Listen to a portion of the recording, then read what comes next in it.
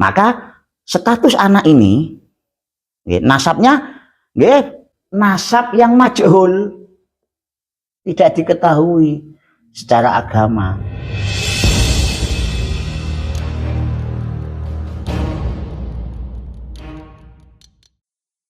Gus, izin pertanyaan Gus. Aku pernah mendengar cerita enten seorang cewek ya, kan udah hamil duluan gitu. Mungkin karena malu atau gimana, tiba-tiba menikah Gus. Mungkin karena malu tuh, itu status perkawinannya gimana? Terus nanti kalau seandainya sudah punya anak, juga status anaknya itu gimana?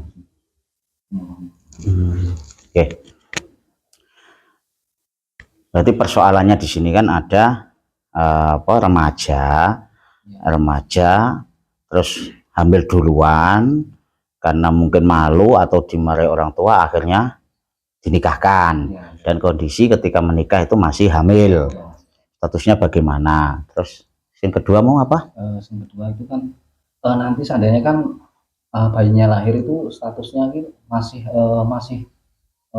dalam arti nasabnya itu nyambung ke bapaknya itu atau tidak? Status nasab anak nih berarti ketika lahir. Terus kan ya,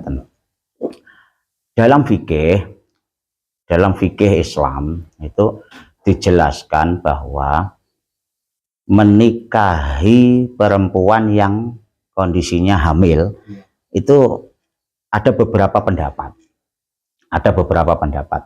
Pendapat yang pertama menurut madhab Hambali atau Hanabilah, Imam Ahmad bin Hambal, menikah dalam kondisi hamil hukumnya haram, tidak boleh.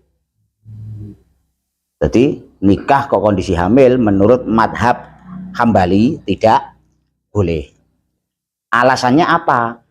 Alasannya karena untuk mengetahui apakah status anak ini miliknya laki-laki yang mana. Soalnya nanti kalau hamil kok dinikah, otomatis misal kok digauli kan campur kuwi kok. Ya. Nanti akan apa ya, rancu nanti. Enggak jelas. Maka menurut Imam Ahmad bin Hambal tidak boleh. Kemudian yang kedua, menurut madhab Maliki. Jadi Imam Malik menyatakan bahwa menikahi wanita yang sedang hamil itu diperbolehkan dengan syarat yang menikahinya itu harus orang yang menghamilinya. Gitu. Jadi si A dan si B, upluk, terus dilalah hamil. Lah pas kondisi hamil karena mungkin ya jenengan tadi seperti yang jenengan sampaikan mungkin malu atau gimana, akhirnya dinikah. Itu menurut madhab Maliki boleh asal yang menikahi ini yang menghamili. Oh jenengan teko masuk tak nikahi, ampun.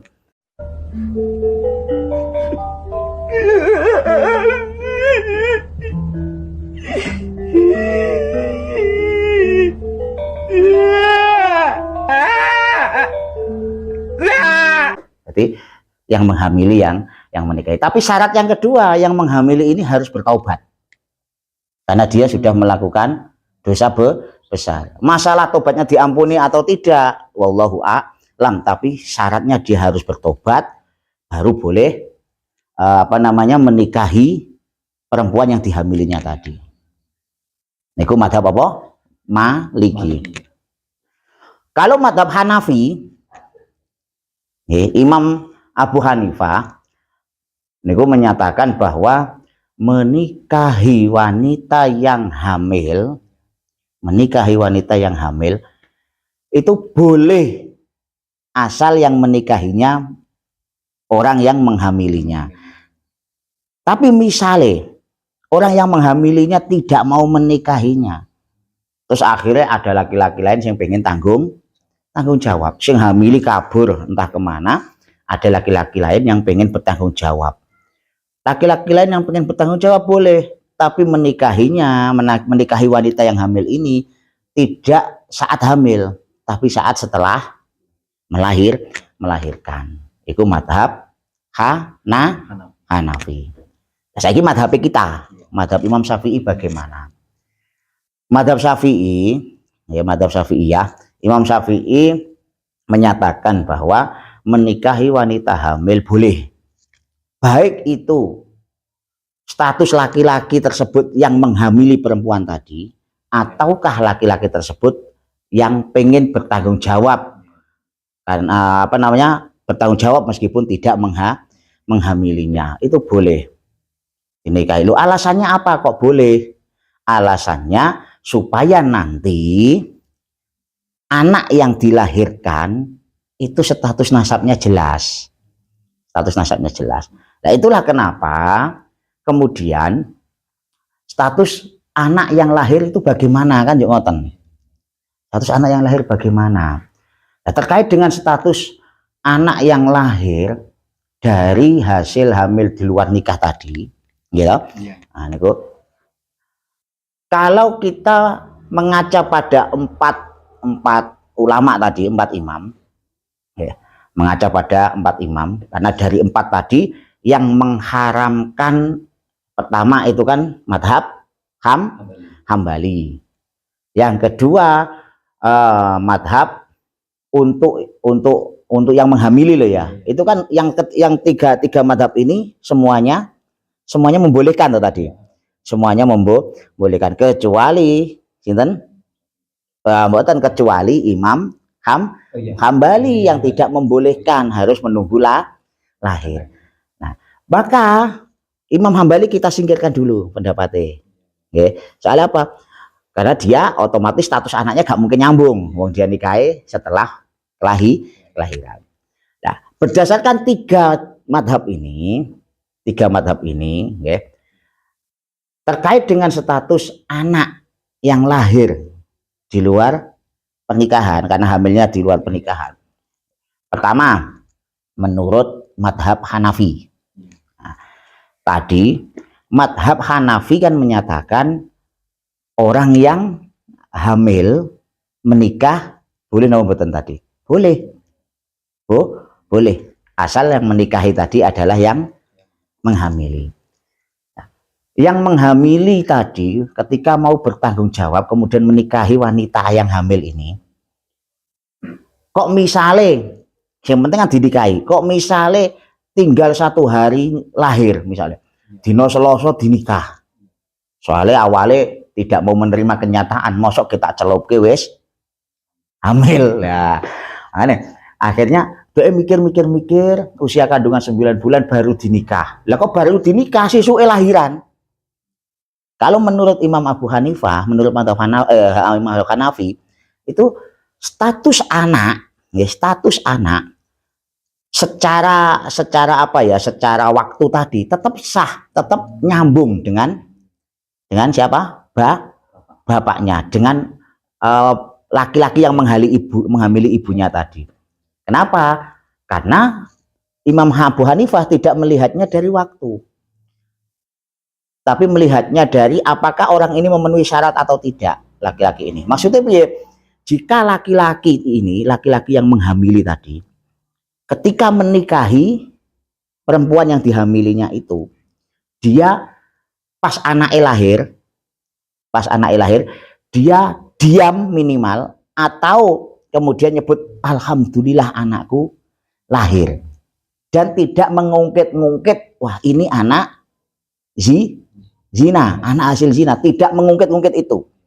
Selama tidak mengungkit-ungkit ini anak hasil zina, maka nasab anak itu nyambung ke bapaknya, nyambung ke bapaknya, bapak biologisnya tadi.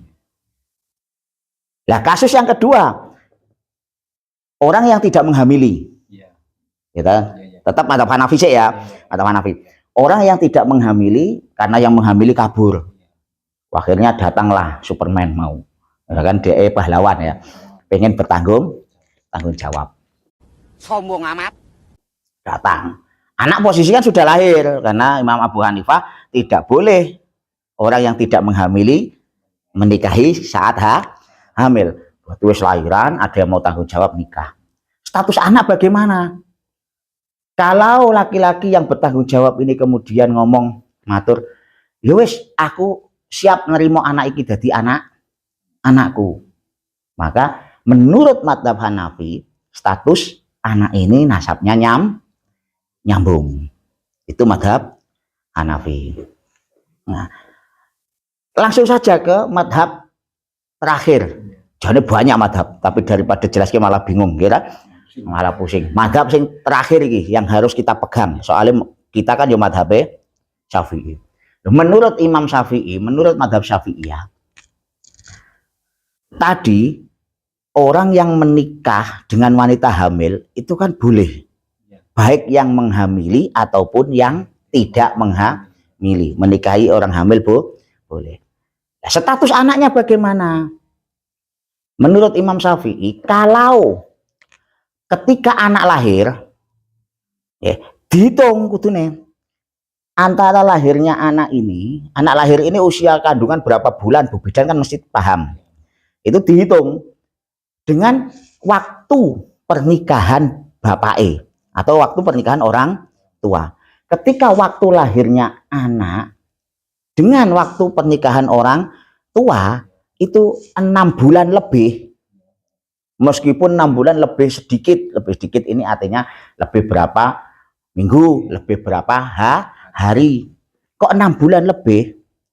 Maka status anak yang lahir itu nasabnya nyambung ke bapak, nyambung ke orang tua. Walaupun yang menikahinya bapak itu mau misalnya bukan bapak biologis, soalnya yang menghamili kabur terus ditanggung jawab wong li, nasabnya tetap nyambung sama suami ibunya. Nasab secara agama, karena kita bicara nasab, gitu. Nah, jadi kudune napa? Wong usia waktu antara kelahiran dengan waktu pernikahan 6 bulan lebih. Maknanya kan berarti nikahnya dilaksanakan kandungan sebelum usia kandungan itu sebelum 4 bulan. Itu menurut Imam Syafi'i. Loh kenapa? Karena usia 4 bulan itu kan roh ditiupkan ke rahim. Maka sebelum usia 4 bulan kondisi janin kan belum punya roh, gitu. Belum punya roh, sehingga apa? Pernikahannya ya sah, anaknya statusnya nasabe nggih nyambung. Tapi kalau antara waktu kelahiran dengan waktu pernikahan kok kurang dari 6 bulan, maka status anak ini nasabnya nasab yang majhul, tidak diketahui secara agama. Tapi secara negara ya berarti binnya ke ibu. Kenapa? Karena pernikahannya dilaksanakan setelah kondisi kandungan usia lebih dari 4 bulan. Wong dihitung-hitung antara lahir dengan pernikahan ini kurang dari 6 bulan. Kan berarti nikahnya usianya lebih dari 4 bulan kandungan tersebut. Nah, itu menurut Imam Syafi'i. Makanya dijelaskan dalam kitab-kitab kaulnya Imam Syafi'i, walau zana bi imro'atin fahamalat summa tazawwajaha fawaladat, jika ada orang yang berzina dengan wanita kemudian hamil, kemudian summa tazawwajaha dinikah, fawaladat punya anak, in ja'at bihi li sittati ashhurin fasoidan, jika kemudian lahirnya itu tadi dihitung dengan hari pernikahan kok jumlahnya lebih dari 6 bulan, fasoidan, entah itu lebih sedikit atau banyak, sabata nasabuhu, nasabnya niku nyambung, bisa ditetapkan. Mafhum mukhalafahnya ketika kurang dari itu berarti nasabnya mboten nyambung. Saged dipahami? Ya, ini bermanfaat.